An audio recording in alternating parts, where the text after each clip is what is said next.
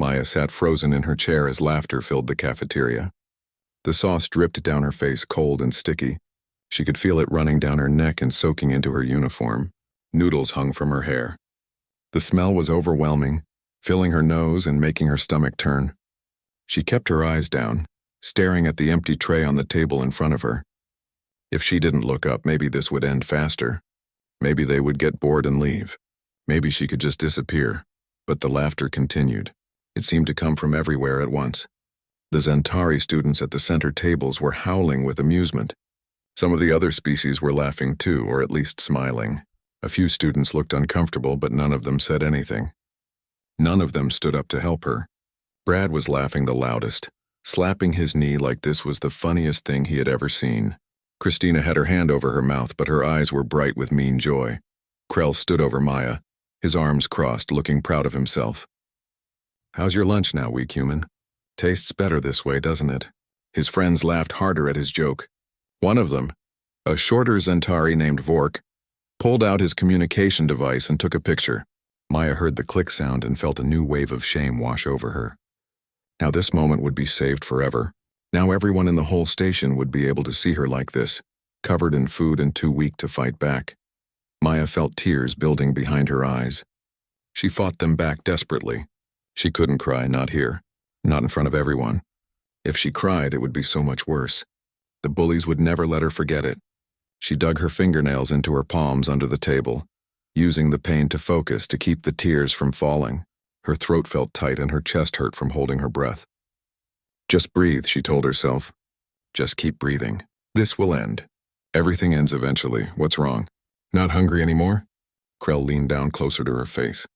His breath smelled like the spicy meat the Zentari preferred. Maybe you should go back to Earth where you belong.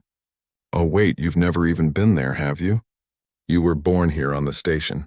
You're not even a real human. You're nothing. That hurt more than the food. Maya had always felt torn between two worlds. She had been born on Meridian Station because her mother was stationed here. She had never set foot on Earth, never felt real gravity, never seen the blue skies or the ocean she read about in her books. Other human students sometimes made jokes about it, calling her a space baby, saying she wasn't a true human. Hearing it from Krell in front of everyone made that old wound fresh again. Finally, Maya found her voice.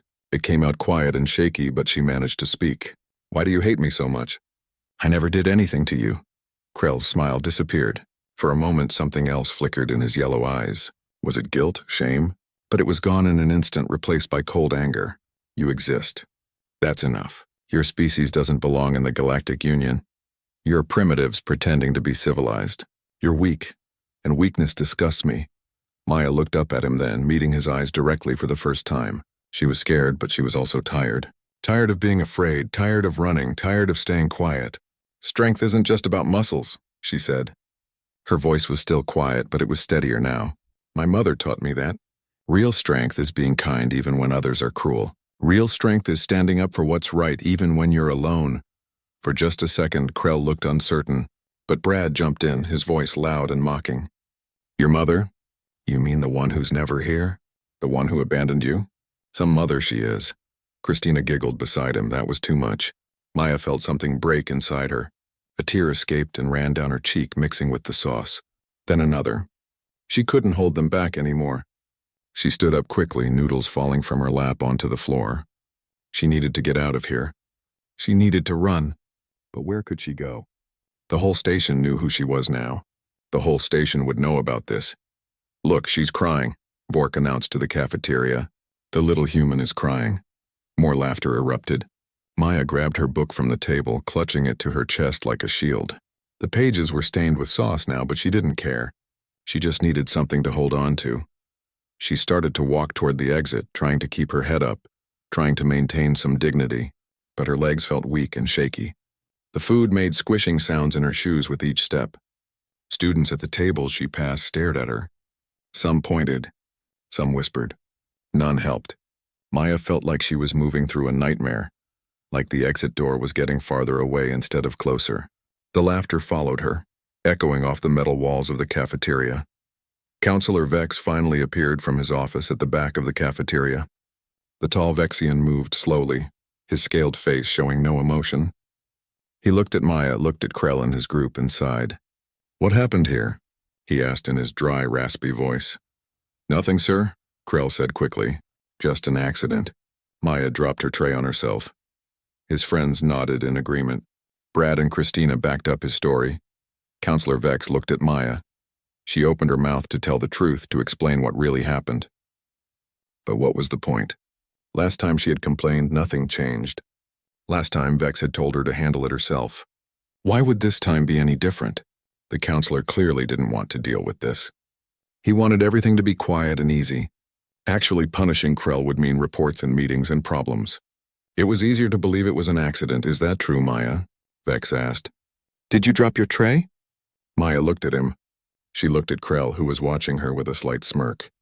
She looked at all the students staring at her, waiting to see what she would do. She was so tired, so very tired. "Yes, sir," she heard herself say. "It was an accident." Vex nodded, satisfied. "Then go clean yourself up. Use the washroom and then report to the nurse's office for a fresh uniform. And please be more careful in the future. We can't waste food." He turned and walked back to his office without another word. Maya stood there for a moment, feeling hollow inside. She had just lied to protect her bullies. She had just made everything worse. But what choice did she have? Nobody would believe her anyway. Nobody cared. She was alone. She turned back toward the exit, ready to leave this horrible moment behind her. She took 3 steps toward the door. That's when the door slid open with a sharp mechanical hiss. Maya Collins sat alone at the corner table in the cafeteria of Meridian Station Academy, her eyes fixed on the old paperback book in her hands. The book was about Earth, the planet she had never visited but dreamed about every single day. Around her, the massive cafeteria buzzed with noise and activity. Students of different species filled the long tables, their voices creating a symphony of different languages and sounds. The Zentari students, tall and muscular with their gray skin and sharp features, dominated the center tables. They laughed loudly and pushed each other in what they called friendly competition. The Vexians, with their blue-scaled skin and quiet manner, sat together near the windows. The Karathi, small and quick with their large eyes, chattered excitedly at their own tables. And then there were the humans, scattered in small groups or sitting alone like Maya. Maya was 15 years old, thin and quiet, with dark skin and hair pulled back in a simple ponytail. She wore the standard academy uniform, a gray jumpsuit with the school patch on the shoulder. She had been at Meridian Station Academy for 2 years now, and she still felt like an outsider. Her mother worked in the military, away on long missions that kept her gone for months at a time. Maya lived with her aunt in the residential sector of the station, went to school every day and tried to stay invisible. Being invisible was safer. Being invisible meant the bullies might leave you alone, at least for a little while. The year was 2287, and humanity had been part of the Galactic Union for 30 years.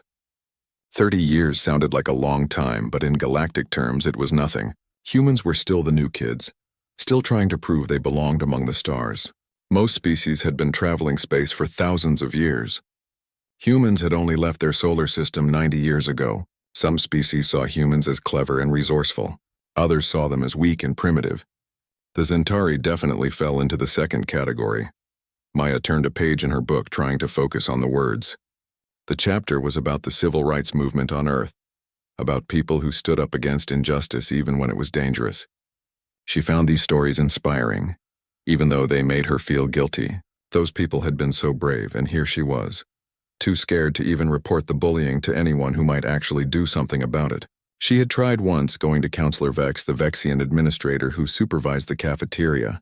He had listened with his cold reptilian eyes and told her that students needed to learn to solve their own problems. He said that conflict was natural, and she should try to be more social. After that, Maya had stopped asking for help. The bullying had started small. Krell, the leader of the Zentari group, had bumped into her in the hallway and not apologized. Then came the comments, muttered just loud enough for her to hear. "Weak human, fragile little thing, go back to your tiny planet." His friends had joined in, making it a game. They would knock her books out of her hands or trip her in the hallways. 2 human students, Brad and Christina, had started joining them. That hurt more than anything the Zentari did. Her own species betraying her to fit in with the stronger aliens. Brad was a tall boy with red hair who always tried to act tough. Christina was blonde and popular, desperate to be accepted by the Zentari girls who treated her like a pet. Maya glanced up from her book and immediately regretted it. Krell was looking at her from across the cafeteria. He said something to his friends and they all laughed. Her stomach tightened. She looked back down at her book, but the words blurred. She could feel them watching her. Please not today, she thought. Please just leave me alone today. But she knew better. The bullies always came. It was just a matter of when. She had 15 minutes left in her lunch period. If she could just make it through 15 more minutes, she could go to her next class. Mathematics with Professor Grath, a kind Karathi who treated all students fairly. 15 minutes? She could survive 15 minutes.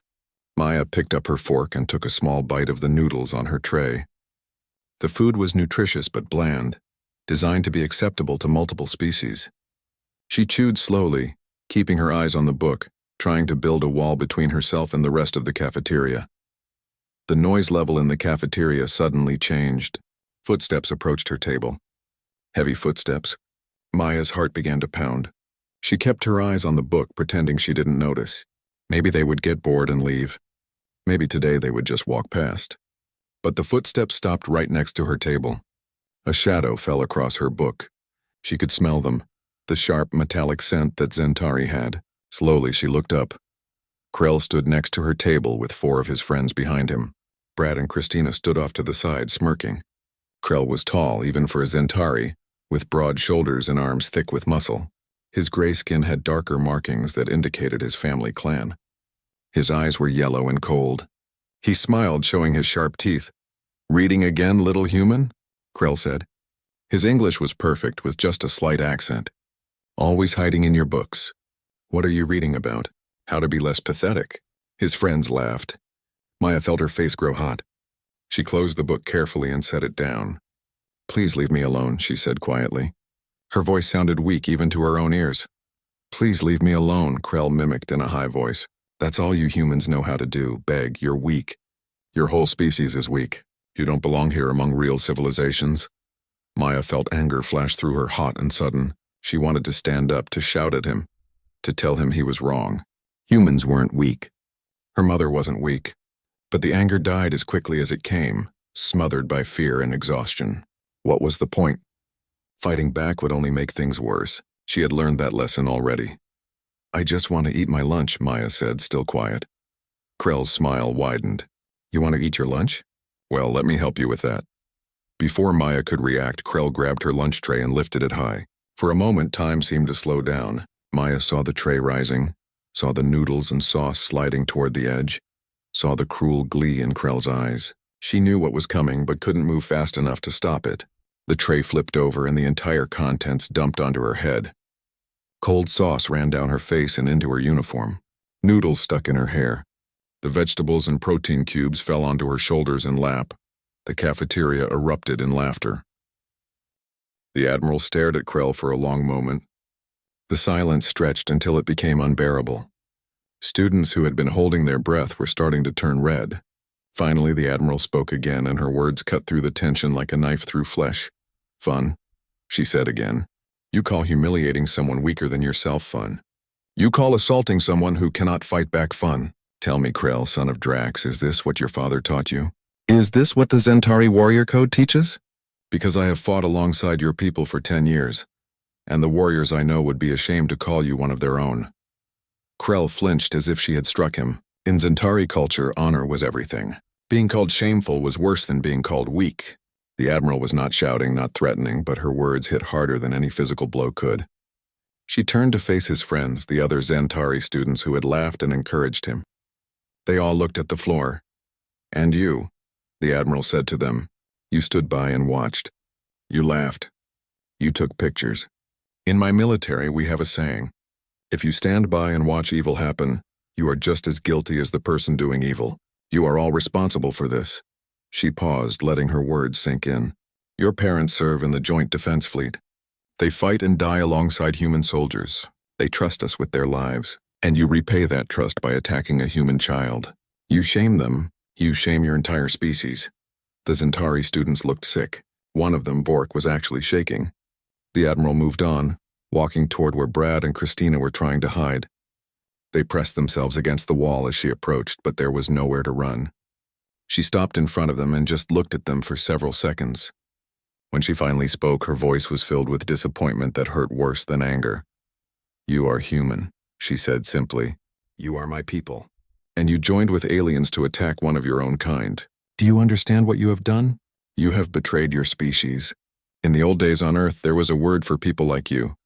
Collaborators, people who sided with the enemy against their own people. You wanted to fit in with the Zentari so badly that you were willing to hurt another human. You disgust me more than the others because you should have known better." Brad's face had gone bright red. He opened his mouth to speak, maybe to defend himself, but no words came out. Christina was crying now, tears running down her face. She looked at the Admiral and then at Maya, and the shame in her eyes was clear. Neither of them could meet the Admiral's gaze. The Admiral turned back to address the entire cafeteria. She stood in the center of the room, hands clasped behind her back, her posture perfect. Every eye was on her, every ear strained to hear her words. When she spoke, her voice carried to every corner of the space. "I came to this station to have lunch with my daughter," she began. "I have been in deep space for 6 months. 6 months without seeing her face except on a screen. 6 months of combat operations, diplomatic missions, and command decisions that affected millions of lives. I thought about coming home every single day. I thought about this moment, seeing Maya again, holding her, hearing about her life.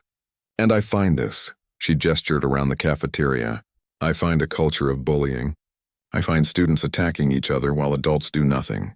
I find my daughter, a good person who has never hurt anyone, covered in food and tears because you people think cruelty is entertainment. Let me tell you something about humans, since so many of you seem to misunderstand us. We are not the biggest species. We are not the strongest. We do not have scales or claws or natural armor, but we have something that many of you lack. We have compassion. We have the ability to feel another person's pain and want to stop it." The Admiral began to walk slowly around the room, making eye contact with different students as she spoke. "Humans have fought wars against each other for thousands of years. We have done terrible things to each other. But do you know what we learned? We learned that true strength is not about dominating others. True strength is about protecting those who cannot protect themselves. True strength is about standing up for what is right even when it is difficult." She stopped walking and faced the center of the room again. "My daughter sat here and took your abuse. She did not fight back. She did not call for help. She endured it with dignity. Some of you might think that makes her weak. You are wrong. That makes her strong. Stronger than any of you. Because she chose not to lower herself to your level. She chose to be better than you." Maya felt a flush of pride mixed with embarrassment. She had never thought of her silence as strength. She had thought of it as cowardice. But hearing her mother describe it this way, she began to see it differently. Maybe she had been stronger than she realized. "I know my daughter," the Admiral continued. "She never told me about the bullying. She never complained. She never asked me to use my position to help her. Do you know why? Because she did not want to cause trouble. She did not want to use her mother's rank to get special treatment. She wanted to handle it herself. That is honor. That is integrity. That is what a real warrior looks like." The Admiral's eyes found Counselor Vex, who had been standing near his office door, trying to be invisible. She walked toward him with deliberate steps. The Vexian administrator straightened his spine, trying to look official, but his fear was obvious. His scales had a nervous shimmer to them. "Counselor Vex," the Admiral said. Her tone was polite but cold. "How long has this been going on?" I am not sure what you mean, Admiral," Vex stammered. His voice had a slight hiss to it, a Vexian trait that became more pronounced when they were anxious. "Do not lie to me," the Admiral said quietly. "How long has my daughter been bullied in your cafeteria?" Vex shifted his weight from foot to foot. "There have been some minor incidents. Nothing serious. Children will be children, you understand? They need to learn to handle conflicts on their own." "Minor incidents," the Admiral repeated. She turned to look at Maya, still covered in drying food, and then back at Vex. "You call this minor? You call assault and humiliation minor? Tell me, Counselor, what would qualify as major in your view? Would they need to break her bones? Would they need to send her to the medical bay?" That is not what I meant," Vex protested weakly. "I meant that students need to develop resilience. They need to learn to handle challenges." "Challenges," the Admiral said. The word sounded sharp and dangerous in her mouth. You think being attacked by a group of larger, stronger students is a challenge to overcome? You think having food dumped on your head in front of hundreds of people is a learning experience? Let me ask you something, counselor. If a group of students attacked a Vexian child in this way, would you call that minor? Would you tell them to develop resilience? Vex did not answer. His silence was answer enough. The Admiral nodded slowly. I thought not. So the problem is not that you think bullying is acceptable. The problem is that you do not care when it happens to a human child. You do not care when it happens to my daughter. Admiral, I assure you, Vex began, but she held up one hand and he fell silent immediately. Save your excuses, she said. The laughter died instantly. Every sound in the cafeteria stopped as if someone had pressed a mute button. The hundreds of students fell silent. Even the air seemed to hold its breath. Maya stopped walking and turned to look at the door, confused by the sudden change. Standing in the doorway was a figure that commanded immediate attention. She was tall, wearing a dark military uniform that seemed to absorb the light around it. The uniform was perfectly pressed with sharp creases and polished buttons that gleamed under the cafeteria lights. On her collar were 4 star clusters that caught the light and sparkled. Her chest displayed rows of medals and ribbons in colors that represented battles and honors from across the galaxy. But it was not the uniform that made every student in that room freeze. It was the presence of the woman wearing it. She radiated authority and power in a way that had nothing to do with muscles or weapons. She stood perfectly still, her dark eyes scanning the cafeteria with the precision of a weapons system locking onto targets. The woman was in her 40s, with rich dark skin and hair pulled back in a tight military style. Her face was beautiful but severe, with high cheekbones and a strong jaw. There was a scar along her left temple, barely visible but there if you looked closely. Her eyes were the most striking thing about her. They were deep brown, almost black, and they seemed to see everything at once. Those eyes moved across the cafeteria, taking in the scene. They passed over the frozen students, over the spilled food on the floor, over Krell and his friends who had gone pale. Then those eyes locked onto Maya, standing there covered in sauce and noodles, tears on her cheeks. Behind the woman stood 2 Marines in full combat armor. They wore helmets with dark visors and carried weapons at their sides. They stood at attention, perfectly still like statues, but there was tension in their posture, a readiness that suggested they could move into action in a heartbeat. The Marines wore the same insignia on their shoulders that the woman wore. The insignia of the Terran Defense Corps, the military force that protected humanity's interests across the galaxy. Maya felt her heart stop. She knew that uniform. She had seen it in pictures and videos. She knew those 4 stars. 4 stars meant Admiral, the highest rank in the military. But that wasn't what made her heart stop. It was the nameplate on the woman's chest. Even from across the cafeteria, Maya could read it. Collins. The woman's name was Collins. The same as Maya's name. The same as her mother's name, but that was impossible. Her mother was on a deep space mission. Her mother was supposed to be gone for another month. Her mother had sent a message just last week, saying she couldn't come home yet. This couldn't be her mother. Except it was. Maya would recognize that face anywhere. Those were her mother's eyes. That was her mother's scar from a battle 3 years ago. That was her mother standing in the doorway of the cafeteria, looking at her covered in food. Admiral Lisa Collins walked into the cafeteria. Her boots made sharp clicking sounds on the floor in the dead silence. Each step was measured and precise. She moved like a predator, smooth and controlled. As she walked, students automatically leaned back in their seats, making themselves smaller. Even the biggest Zentari students seemed to shrink. Everyone in the galaxy knew who Admiral Lisa Collins was. She was the hero of the Battle of Helix Nebula, where she had commanded a fleet of ships from 6 different species and defeated an invasion force 3 times their size. She was the strategist who had ended the border war between the Karathi and the Vexians. Through a brilliant diplomatic maneuver backed by military pressure, she was the human who sat on the Galactic Union Military Council, the only human to hold that position. She was a legend. The Admiral stopped in front of Maya. For a long moment, she just looked at her daughter. Maya couldn't read the expression on her mother's face. Was she angry? Disappointed? Sad? The Admiral's face was like stone, revealing nothing. Then slowly she reached into her uniform pocket and pulled out a white handkerchief. She unfolded it carefully and began to wipe the sauce from Maya's face. Her movements were gentle, almost tender. She cleaned Maya's cheeks, her forehead, her chin. She pulled noodles from Maya's hair with patient fingers. She worked in silence, and the entire cafeteria watched. When Maya's face was mostly clean, the Admiral folded the soiled handkerchief and put it back in her pocket. She placed both hands on Maya's shoulders and looked directly into her eyes. "Are you hurt?" she asked. Her voice was quiet, meant only for Maya, but in the absolute silence of the cafeteria, everyone heard. Maya shook her head. Her throat was too tight to speak. Tears were running freely now, but they were different tears. Not tears of shame or fear, but tears of relief. Her mother was here. Her mother had come home. Maya wasn't alone anymore. The Admiral nodded once. Then she turned to face the cafeteria. Her movement was like a door closing. The gentle mother disappeared and the military commander emerged. Her face became hard. Her eyes became cold. When she spoke again, her voice was completely different. It was the voice that had commanded fleets in battle.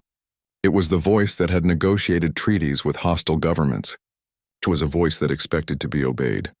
"I am Admiral Lisa Collins of the Terran Defense Corps," she announced. Everyone in the room already knew this, but hearing her say it made it more real, more terrifying. "I arrived at this station 1 hour ago after a 6-month deployment. I came directly here to surprise my daughter for lunch. Instead, I find this." She gestured at Maya, still dripping with food. "I will ask one time and one time only. Who was responsible?" Nobody spoke. Nobody moved. The cafeteria had become a tomb. Krell and his friends stood frozen near Maya's table. Brad and Christina were trying to hide behind other students. Counselor Vex had emerged from his office again, and now his blue-scaled face had gone pale. The Admiral waited. 5 seconds. 10 seconds. Her eyes moved across the room, studying each face.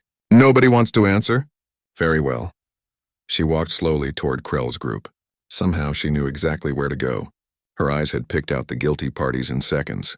She stopped in front of Krell, who was at least a foot taller than she was, but somehow she seemed to tower over him. "You are Krell, son of Commander Drax," she said. It was not a question. "Your father serves under my command in the 3rd Fleet. I know your family. I know your clan." She switched languages, speaking perfect Zentari. The words were harsh and guttural, but she spoke them with native fluency. Krell's eyes went wide with shock. Most humans couldn't speak Zentari. The language was too difficult, too aggressive for human vocal cords. But the Admiral spoke it perfectly. She continued in Zentari for several sentences. Krell's gray skin somehow grew paler. He looked like he wanted to run, but his legs wouldn't move. The Admiral switched back to English. "Do you have anything to say to me?" Krell's voice came out as a whisper. "No, ma'am." "No?" The Admiral's voice dropped even lower, becoming almost soft. That softness was more frightening than shouting would have been. "You assault my daughter in front of hundreds of witnesses, and you have nothing to say." "It was just a joke, ma'am," Krell managed. "We were just having fun." "Fun," the Admiral repeated. The word hung in the air like poison. The Admiral kept her eyes locked on Counselor Vex for a moment longer, then turned away from him as if he was not worth any more of her attention. She walked back to the center of the cafeteria, her boots clicking on the floor. She stopped and faced all the students again. Her expression had changed slightly. The anger was still there, but now there was something else. Something that looked almost like sadness. "Let me tell you a story," she said. Her voice had softened just a little, becoming less like a commander and more like a teacher. 30 years ago, when humanity first joined the Galactic Union, we were nobody. We were the new species, the primitives from a backward planet. Many of you have heard stories about how weak humans were, how we were laughed at, how other species thought we would never amount to anything. She paused, letting the words settle. Several students nodded. They had heard these stories. Some of their parents had been alive when humans first arrived in the galaxy. Those early humans faced discrimination and mockery everywhere they went, the Admiral continued. They were denied jobs. They were refused service in restaurants. They were attacked on the streets of alien cities. But do you know what they did? They did not give up. They did not go home. They worked harder than anyone else. They proved their worth through actions, not words. They showed the galaxy that humans could be just as capable, just as intelligent, just as valuable as any other species. The Admiral's eyes found Maya again, and there was pride in that gaze. My daughter represents everything those early pioneers fought for. She studies hard. She treats others with respect. She follows the rules. She tries to be a good person. And what does she get in return? She gets attacked.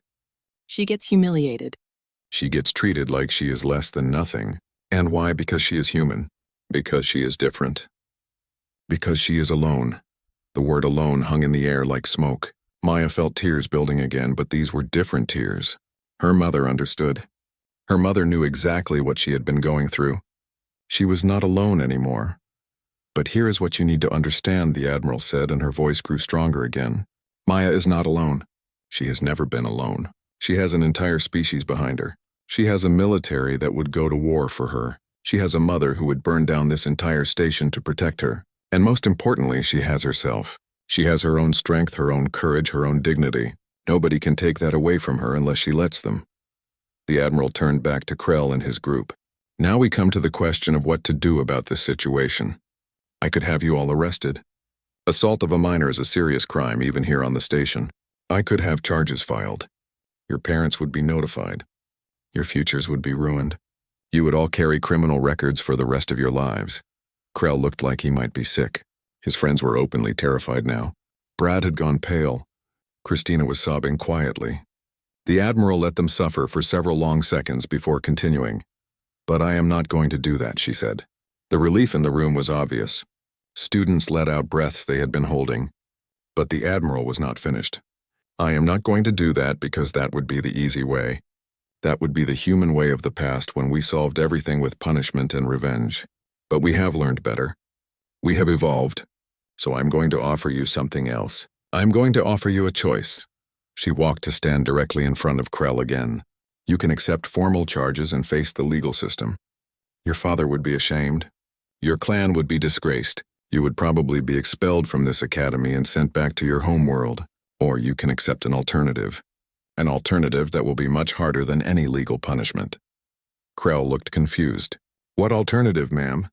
For the next month, you will be Maya's assigned partner for every group project and assignment, the Admiral said. You will eat lunch at her table every day. You will treat her with respect and courtesy. You will learn about human culture, human history, and human achievements. You will write a report at the end of the month about what you learned. And if you fail to do any of this, if you show any disrespect or cause any problems, the formal charges will be filed immediately. Do you understand? Krell stared at her in shock. Working with Maya, eating with her, learning about humans. It was a punishment designed to challenge everything he believed. He would have to face the person he had hurt every single day. He would have to see her as a real person, not just a target. It would be uncomfortable and difficult and humiliating in its own way, and he could not refuse without accepting something worse. I understand, ma'am, Krell said quietly. The same offer goes for the rest of you, the Admiral said to his friends, to Brad, and to Christina. You will all be assigned as partners to various human students in this school. You will learn what you should have known all along. That humans are people just like you, that we deserve respect just like you, that our differences make us interesting, not inferior. One by one, they all agreed. What choice did they have? The Admiral nodded, satisfied. Good. I will be monitoring your progress personally.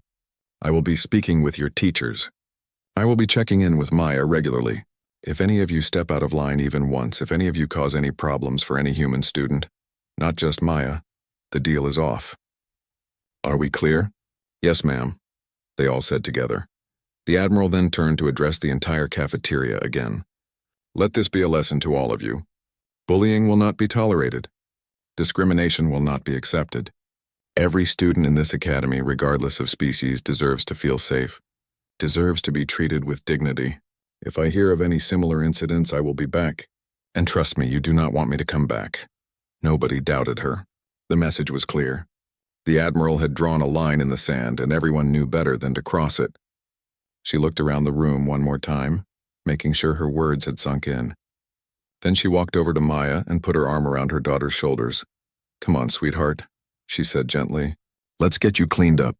I have a few hours before my next meeting. We can have lunch together, just the two of us. She looked at Counselor Vex. I trust you can arrange for my daughter to have the rest of the day off to recover from this traumatic incident? It was not really a question. Vex nodded quickly. Of course, Admiral, of course. Take all the time you need. The Admiral guided Maya toward the exit. The two Marines fell into step behind them, still silent and watchful. As they walked, students moved aside, creating a clear path. Some looked ashamed. Some looked thoughtful. Some looked scared. But all of them looked at Maya differently now. She was not just the quiet girl who sat alone anymore. She was the daughter of Admiral Lisa Collins. She was someone who mattered, someone who had power standing behind her. As they walked through the corridors of Meridian Station, Maya stayed close to her mother. She could still feel the eyes of the cafeteria students on her back, even though they had left the room. The two Marines walked several paces behind, giving them privacy but remaining alert. People in the corridors stopped and stared as they passed. Word of what had happened was already spreading through the station. In a closed community like this, news traveled faster than light. The Admiral led Maya to the residential sector where Maya lived with her aunt. They took the main elevator up 15 levels, riding in silence. Maya kept stealing glances at her mother. It had been 6 months since she had seen her in person. 6 months of video calls and messages, but nothing compared to having her actually here. The uniform, the medals, the stern expression. This was Admiral Collins, the hero, the legend. But underneath all of that was still her mom. When they reached Maya's quarters, the Admiral dismissed the Marines with a simple nod. They saluted and left to wait outside. The door slid open and they entered the small apartment. It was modest, just 3 rooms. A living area, a bedroom for Maya, and a bedroom for her aunt. The walls were decorated with pictures of Earth that Maya had collected over the years. Forests and oceans and mountains she had never seen in person. "Go shower and change," the Admiral said, her voice softer now. "I will wait here." Maya nodded and hurried to the bathroom. She stood under the hot water for a long time, washing away the food and the shame. She scrubbed her hair 3 times to get all the sauce out. The water at her feet ran orange and then clear. When she finally stepped out, she felt a little more like herself. She put on clean clothes, simple pants and a shirt, and came back to the living area. Her mother had taken off her uniform jacket and was sitting on the couch. Without the jacket, she looked more human, less like an untouchable military figure. She had found Maya's tea collection and made 2 cups. The smell filled the small room, warm and comforting. She smiled when Maya entered and patted the cushion next to her. Maya sat down and her mother immediately pulled her into a hug. It was the kind of hug that felt like safety, like coming home. Maya buried her face in her mother's shoulder and finally let herself cry properly. Not the scared tears from the cafeteria, but tears of relief and exhaustion and too many feelings to name. Her mother held her and stroked her hair and did not say anything. She just let Maya cry until there were no tears left. "I am sorry I was not here," the Admiral said quietly when Maya had calmed down. "I am sorry you had to face that alone." "You were working," Maya said, her voice muffled. "You were doing important things." "Nothing is more important than you," her mother said firmly. She pulled back to look at Maya's face. "Nothing in the entire galaxy is more important than you. I should have known something was wrong. I should have seen it. I did not tell you," Maya admitted. "I did not want you to worry. You had enough to deal with." Her mother sighed. "That is exactly why I worry. You try to carry everything by yourself. You try to be strong without asking for help. That is noble, sweetheart, but it is also foolish. Asking for help is not weakness. It is wisdom." They sat in silence for a moment, drinking their tea. Finally, Maya asked the question that had been burning in her mind.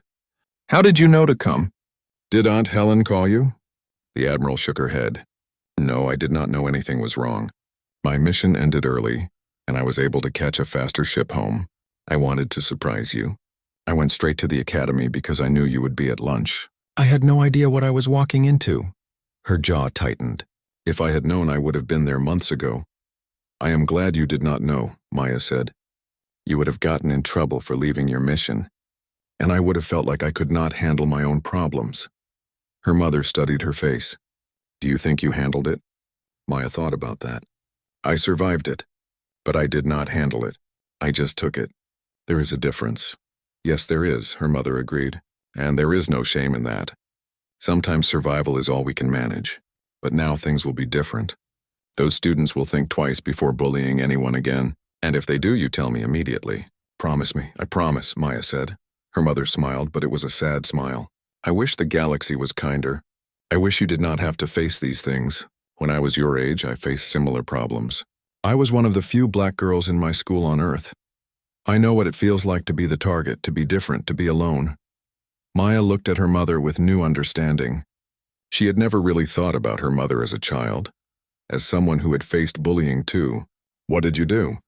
"I got angry," the Admiral said. "I got so angry that I channeled it into determination. I decided I would be so good, so skilled, so undeniable that nobody could ever dismiss me again. I joined the military at 18. I worked harder than everyone else. I studied more. I trained longer. I proved myself over and over until I became someone people could not ignore."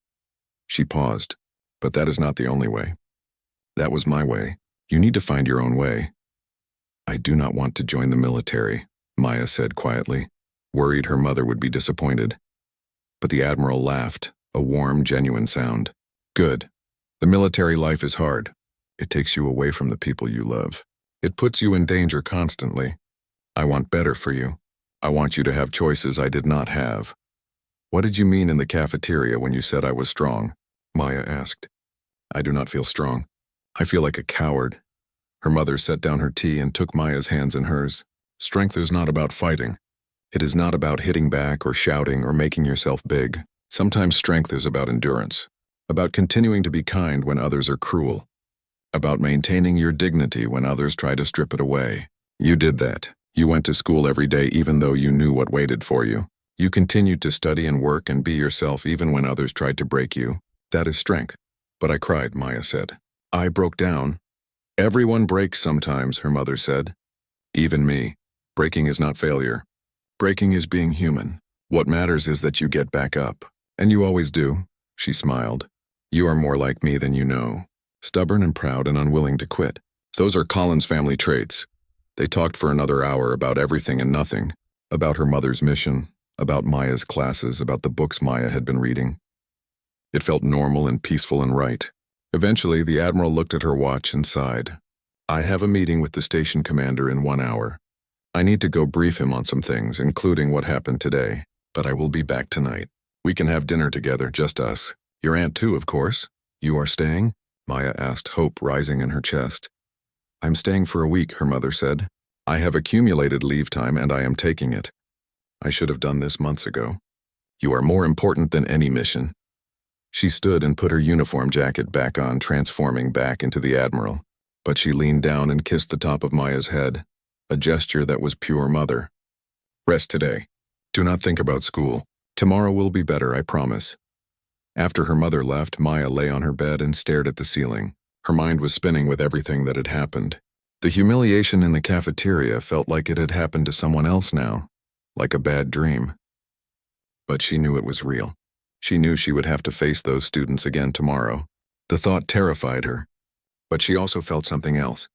Something new. She felt hope. The next morning, Maya woke up with her stomach in knots. She had barely slept, tossing and turning all night. Today she had to go back to school. Today she had to face everyone who had seen her covered in food and crying. Her mother had offered to let her stay home, but Maya had refused. Staying home felt like hiding, like admitting defeat. Her mother had been right about one thing. True strength was about getting back up. Her mother walked her to school that morning. She was not in uniform this time, just wearing normal clothes, but somehow she still looked like someone important. They did not talk much on the walk. Maya was too nervous, and her mother seemed to understand that. When they reached the academy entrance, the Admiral stopped and put her hands on Maya's shoulders. "Remember," she said, "you have done nothing wrong. You have nothing to be ashamed of. If anyone gives you trouble, you come find me. I will be on the station all week." Maya nodded and walked into the building. The corridors were full of students heading to their first classes. As Maya walked, she noticed something strange. Students were staring at her, but not the way they had yesterday. They were not mocking or laughing. They looked nervous. Some of them actually moved out of her way. A few nodded at her respectfully as she passed. It was bizarre and uncomfortable in a completely different way. She got to her first class, Galactic History with Professor Denton, and took her usual seat near the back. Students filed in and the whispers started. She could hear fragments of conversations. "Did you hear what happened? Her mother is Admiral Collins. I heard she threatened to have them all arrested." The Zentari kid looked like he was going to pass out. Maya kept her eyes on her desk, trying to ignore it all. Then Krell walked in. The big Zentari looked terrible. His eyes were red like he had not slept. He saw Maya and hesitated, then walked over to her desk. Every eye in the classroom was watching. The room had gone silent. "Maya," Krell said. His voice was quiet, not the loud, confident voice he usually had. "Can I sit here?" Maya looked up at him, surprised. There were plenty of empty seats. He did not have to sit near her. Then she remembered what her mother had said. He was assigned to be her partner now. This was part of his punishment. She nodded and moved her bag so he could take the seat next to her. "Thank you," he said as he sat down. Then even quieter, he added, "I am sorry. For yesterday. For everything." Maya did not know what to say. She had expected anger or resentment, not an apology. She just nodded again. Professor Denton started the lesson and Maya tried to focus. The class was about the formation of the Galactic Union, a topic she usually found interesting. But today she could barely pay attention. She was too aware of Krell sitting next to her, too aware of everyone watching them. When class ended, Krell walked with her to her next class. It felt weird and awkward. They did not talk. He just walked beside her like a guard. Other students stared, but nobody said anything. Nobody laughed or made jokes. The power dynamic had completely shifted overnight. At lunchtime, Maya approached the cafeteria with dread. This was where it had happened. This was where she had been humiliated in front of everyone. She almost turned around and left, but she forced herself to keep walking. She could do this. She had to do this. The cafeteria went quiet when she entered. It was not as dramatic as when her mother had arrived, but there was a definite pause in the noise. Maya got her food tray, simple noodles again, and looked for somewhere to sit. Her usual corner table was empty, but before she could head there, Krell appeared beside her. "You should sit at the center table," he said. "With me and my friends." Maya stared at him. "What?" "Your mother said I have to eat lunch with you every day," Krell explained. "But I thought maybe you should not have to sit alone anymore. Maybe you should sit where everyone can see that things have changed." Maya wanted to refuse. The center tables were where the popular students sat, the confident ones, the ones who belonged. She did not belong there. But then she thought about what her mother had said. About being strong, about not hiding. Maybe this was what getting back up looked like. "Okay," she said. They walked to the center table together. Krell's friends were already there, along with some other Zentari students. They all looked uncomfortable when Maya sat down, but nobody objected. Vork, the one who had taken pictures yesterday, actually stood up and offered Maya his seat, the better one with a view of the whole cafeteria. She took it. For several minutes, nobody spoke. They just ate in awkward silence. Then one of the Zentari girls, a student named Vera, cleared her throat. "I heard you like to read," she said to Maya. "What kind of books?" It was a simple question, but it broke the ice. Maya started talking about her books, about Earth history and science fiction and adventure stories. To her surprise, Vera was interested. They talked about reading for several minutes. Then another student joined the conversation, asking about Earth culture. Then another. Before Maya knew it, she was having an actual conversation with a table full of students who yesterday had been her enemies or strangers. Krell did not say much, but he stayed at the table. He listened when Maya talked. When another student made a slight joke that could have been taken as an insult, Krell shut it down immediately with a hard look. He was keeping his word, treating her with respect, making sure others did too. Brad and Christina appeared near the end of lunch. They looked terrible, both of them pale and exhausted. They walked up to the table hesitantly. "Maya," Christina said, "can we talk to you?" Maya nodded and they sat down across from her. Christina's eyes were red from crying. Brad could not meet her gaze. "We are so sorry," Christina said. "What we did was horrible. You trusted us because we are all human and we betrayed you. We were cowards. We wanted to fit in so badly that we hurt you. We do not expect you to forgive us. We just wanted you to know that we are sorry." Brad finally looked up. "I joined them because I was scared. Scared that if I did not, they would target me instead. But that is no excuse. I should have stood up for you. I should have been better." His voice cracked. "My parents are so disappointed in me. Your mother called them last night. They know everything, and they are right to be ashamed." Maya looked at both of them. A part of her wanted to stay angry, to reject their apology, to make them suffer like they had made her suffer. But another part of her, the part that sounded like her mother, told her that holding on to anger would only hurt her in the end. "I am not ready to forgive you yet," she said honestly. "But I appreciate the apology. Maybe in time things can be different. They both nodded, looking relieved that she had not yelled at them or rejected them completely. They left the table and Maya finished her lunch. When the period ended, students stood up to leave. Several of them said goodbye to Maya. Some smiled at her.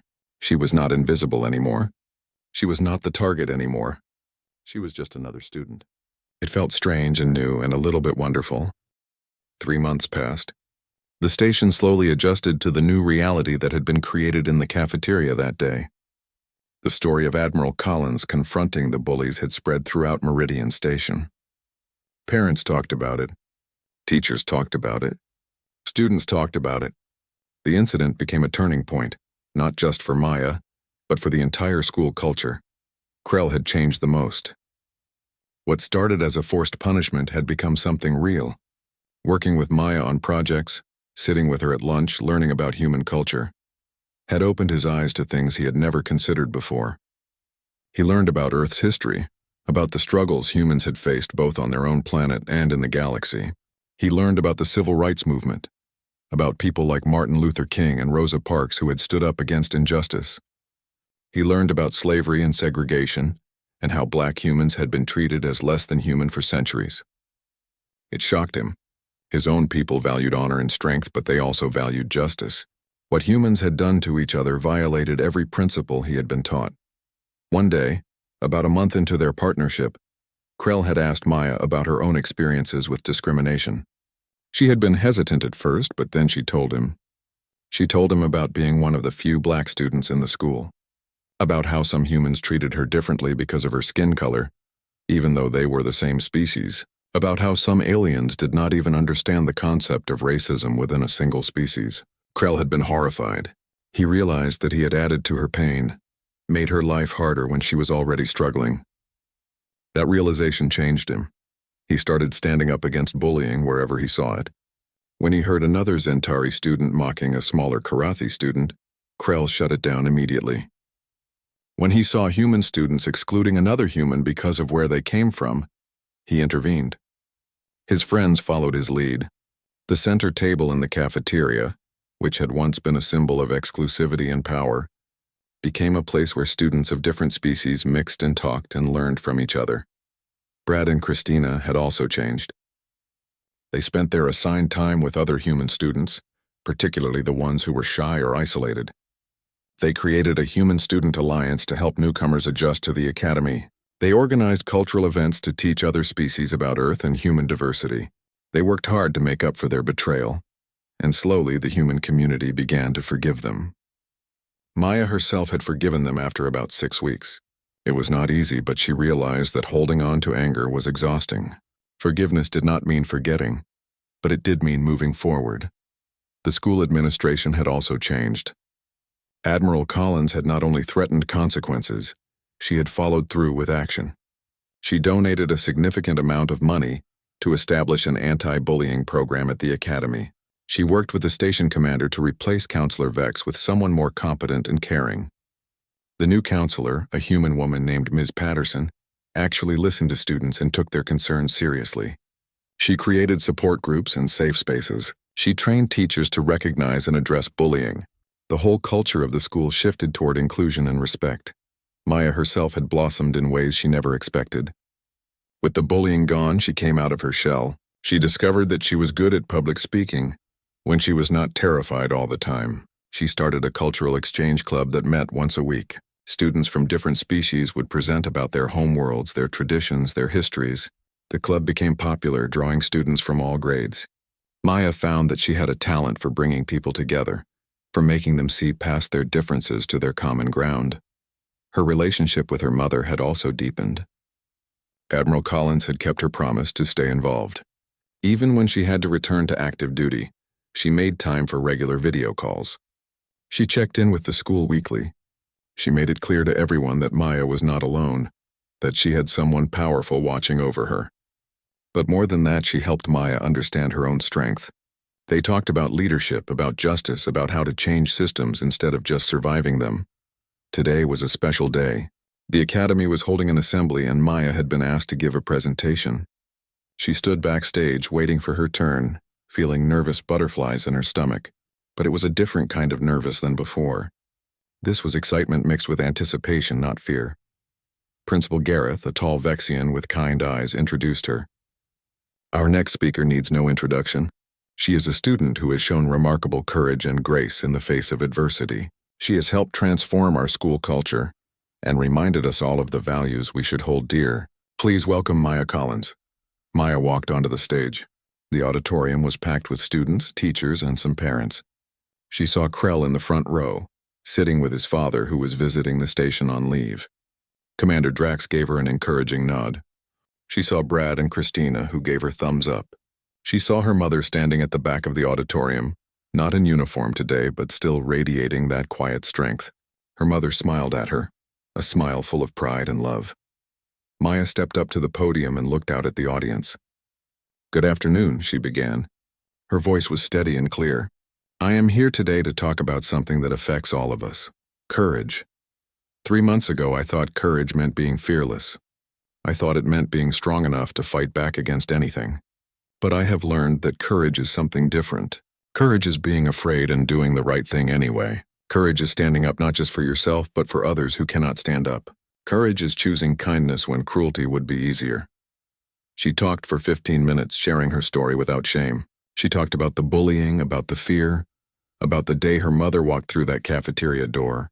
She talked about how the experience had changed her, how it had changed the people who had hurt her, how it had changed the school. She talked about her mother's words regarding humans and strength, about how humanity's greatest gift to the galaxy was not military power or technology, but compassion. We are all different, Maya said, approaching the end of her speech.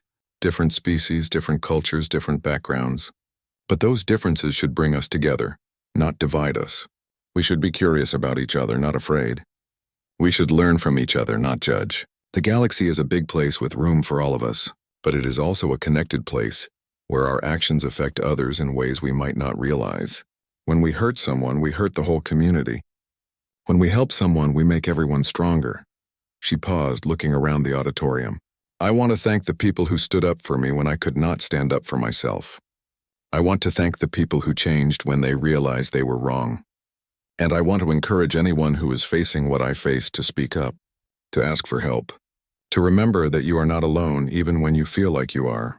There are people who care. There are people who will fight for you. You just have to let them. The auditorium erupted in applause. Students stood up, clapping and cheering. Maya saw tears in some eyes. She saw smiles on faces that had once looked at her with contempt or indifference. She saw her mother at the back, clapping with pride shining on her face. Maya felt something expand in her chest, something warm and bright. This was what belonging felt like. This was what community felt like. This was what it meant to turn pain into purpose. After the assembly, students crowded around her, wanting to talk and share their own stories. Krell waited until the crowd thinned, then approached with his father. Maya, this is my father, Commander Drax, he said. The older Zentari looked serious, but there was warmth in his yellow eyes. It is an honor to meet you. Maya Collins, Commander Drax said in formal Zentari, which Maya had learned to understand over the past months. My son has told me much about you. You have taught him lessons I could not teach him myself. You have my gratitude and my respect. He bowed slightly, a gesture of deep respect in Zentari culture. Thank you, sir, Maya said. Your son has become a good friend. He has taught me things too. That is as it should be, Drax said. True strength recognizes strength regardless of where it comes from. He placed a hand on his son's shoulder. You have made me proud, Krell, not by being the strongest or the toughest, but by being wise enough to learn from your mistakes. Later, after the crowds had dispersed, Maya found her mother waiting outside. They walked together through the station corridors, heading toward a restaurant where they had reservations for dinner. They did not talk much, just enjoyed being together. When they reached the restaurant, Admiral Collins stopped and looked at her daughter. I am so proud of you, she said. Not just for today, though, that speech was excellent. I am proud of who you are becoming. You are strong and kind and wise. You are everything I hoped you would be and more. I learned from the best, Maya said, smiling. Her mother laughed. No, you learned from yourself. I just showed you that you already had everything you needed inside you. That is what parents do. We do not make our children who they are. We just help them discover it.